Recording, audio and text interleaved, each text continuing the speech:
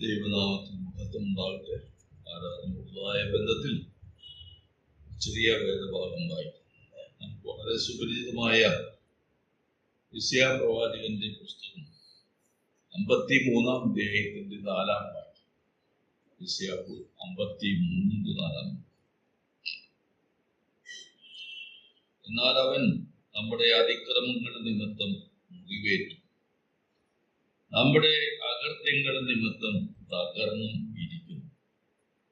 നമ്മുടെ സമാധാനത്തിനായുള്ള ശിക്ഷ അവന്റെ മേൽ ആയി, അവന്റെ അടിപ്പിണരുകളാൽ നമുക്ക് സൗഖ്യം വന്നുമിരിക്കുന്നു. 1 പത്രോസിന്റെ ലേഖനം 2-ാം അധ്യായത്തിന്റെ ഒടുവിലത്തെ ചില വാക്യങ്ങൾ 22-ാം വാക്യം മുതൽ വായിക്കും. 1 പത്രോസ് 2:22 വാക്യം. അവൻ പാപം ചെയ്തിട്ടില്ല, അവന്റെ വായിൽ വഞ്ചന ഒന്നും ഉണ്ടായിരുന്നില്ല. തന്നെ ശകാരിച്ചിട്ട് പകരം ശകാരിക്കാതെയും കഷ്ടം അനുഭവിച്ചിട്ട് ഭീഷണം പറയാതെയും ന്യായമായി വിധിക്കുന്നവെങ്കിൽ കാര്യം പരമേൽപ്പിക്കുക ചെയ്തു. നാം പാപം സംബന്ധിച്ച് മരിച്ച് നീതിക്ക് ജീവിക്കേണ്ടതിന് അവൻ തന്റെ ശരീരത്തിൽ നമ്മുടെ പാപങ്ങളെ ചുമന്നുകൊണ്ട് ക്രൂശിന്മേൽ കയറി അവന്റെ അടിപ്പിണരാൽ നിങ്ങൾക്ക് സൗഖ്യം വന്നിരിക്കുന്നു. നിങ്ങൾ തെറ്റി ഉള്ളുന്ന ആടുകളെ പോലെ ആയിരുന്നു, ഇപ്പോഴോ നിങ്ങളുടെ ആത്മാക്കളുടെ ഇടയിലും അധ്യക്ഷനുമായ ഇതിലേക്ക് മടങ്ങിക്കൊണ്ടിരിക്കുന്നു.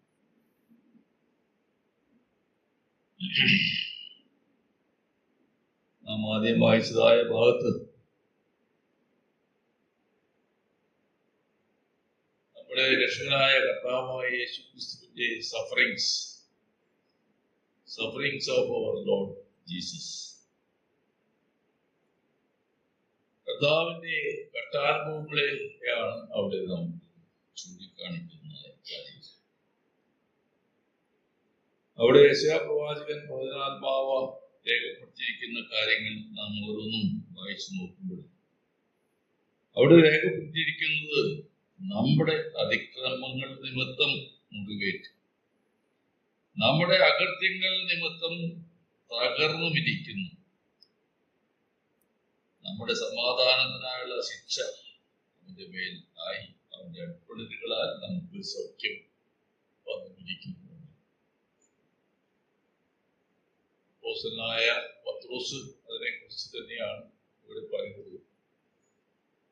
അപ്പോസ്തലനായ പത്രോസ് പറയുമ്പോൾ താൻ അതിന്റെ യഥാർത്ഥത്തിൽ കണ്ട് അനുഭവസ്ഥനായുള്ളതായ ഒരു വ്യക്തിയാണ് എന്നും കൂടെ നമുക്കറിയാം. അവന്റെ കഷ്ടപ്പാടുകളും അവന്റെ ക്രൂശ് ഭരണവും നമുക്ക് വേണ്ടി അവൻ സഹിച്ചതായ എല്ലാ പക്കപ്പാടുകളും നേരിൽ കണ്ട് ബോധ്യപ്പെട്ടതായ ഒരു വ്യക്തിയായി താനാണ് ആ വാക്യം പറയുന്നത്. തന്നെ ശകാരിച്ചിട്ട് പകരം ശകാരിക്കാതെ, നാം എല്ലാവരും തെറ്റുകൊള്ളുന്ന ആടുകളെ പോലെ ആയിരുന്നു എന്ന് പറയുന്നു.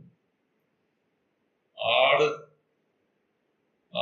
അറുക്കുവാൻ കൊണ്ടുപോകുന്നതായ ആട്, അല്ലെങ്കിൽ രോമം കത്തിരിക്കുവാൻ പോകുന്നതായ ആട് മിണ്ടാതിരിക്കുന്നവരെ പോലെ താനെ പീലാത്തോസിന്റെ മുമ്പാകെ ഈ ഒരു ഉത്തരവ് പറയുന്നില്ലയോ എന്ന് ചോദിച്ചപ്പോഴും മിണ്ടാതെ ഇരിക്കുകയാണ്.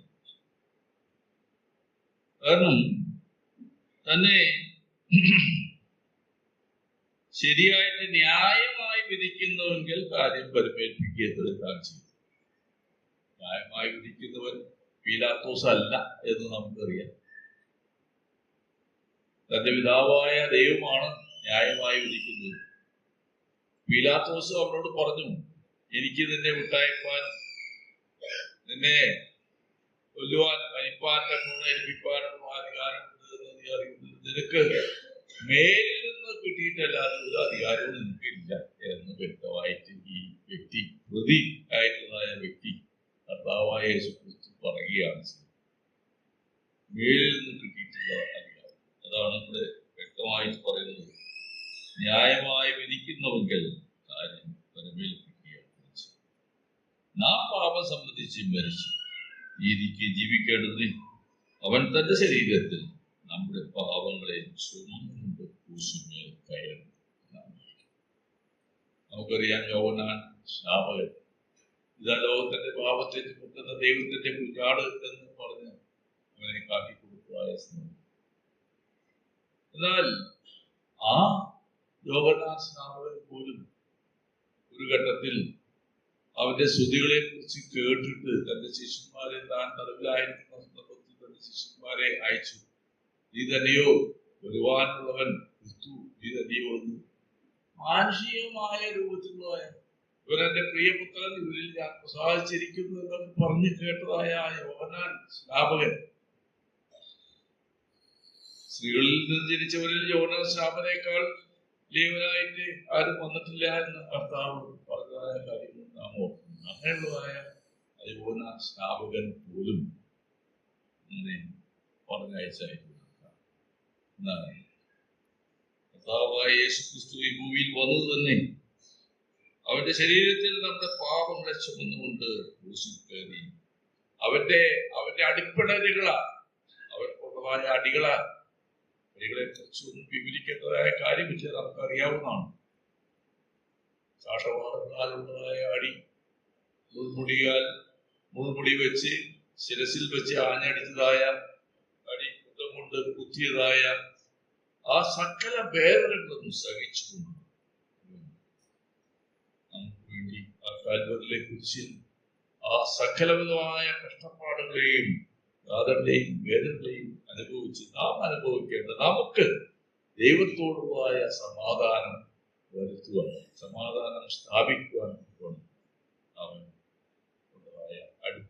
അടിപ്പിണരുകൾ മുഖാന്തരമായി തീർന്നു എന്നുള്ളത് രാവിലെ കർത്താവിനെ ആരാധിപ്പാൻ കടന്നുകൊണ്ടിരിക്കുന്നവരെ നമ്മുടെ ഹൃദയങ്ങളിൽ ആഴത്തിൽ പതിയേണ്ടതായിരിക്കുന്നു. നാം കടന്നുകൊണ്ടിരിക്കുന്ന സ്ഥലത്തും വിദേശത്തും ഒക്കെ ആയിരുന്നതായ നമ്മുടെ പ്രിയപ്പെട്ടുകൊണ്ട് എല്ലാവരും കൂടി ചേർന്ന് ആരാധിക്കുന്ന നമ്മുടെ ഹൃദയങ്ങളെ മതിക്കുന്നതായ ഒരു കാര്യമായിട്ടിരിക്കുന്നു. അവന്റെ അടുപ്പിണരുകളും അവന്റെ മുറിവുകളും ആഴത്തുള്ളതായ താൻ സഹിച്ചതായ അവന്റെ ശരീരത്തിലെ ഏറ്റതായ ദണ്ഡനകൾ അവൻ ഏറ്റതായ നമുക്ക് വേണ്ടി നാം സഹിക്കേണ്ടതവയായിരുന്നു. എന്നാൽ നമുക്ക് പകർക്കാരനായിട്ട്, നമുക്ക് പ്രായചിത്തമായിട്ട്, സബ്സ്റ്റിറ്റ്യൂട്ടായിട്ട്, അതുപോലെ നമുക്ക് വേണ്ടിയിട്ട് അവൻ പ്രായചിത്തമായിട്ട് അവൻ പകരക്കാരനായിട്ട് മാത്രമല്ല നമുക്ക് പ്രായചിത്തമായിട്ട് നാം അനുഭവിക്കേണ്ടതായ എല്ലാ പേരും അനുഭവിച്ചു. നമുക്ക് സ്വാതന്ത്ര്യം ലഭിച്ചു. ഇന്ന് രാവിലെ വളരെ സന്തോഷത്തോടുകൂടി അവനെ കടന്നു ആരാധിപ്പാൻ നമ്മളെ യോഗ്യരാക്കി തിരിച്ചു പോകും. നമ്മുടെ സ്തുതിയുടെ സ്തോത്രത്തോടുകൂടി രാവിലെ നമസ്കരിക്കാൻ ആരാധിക്കാം എന്ന്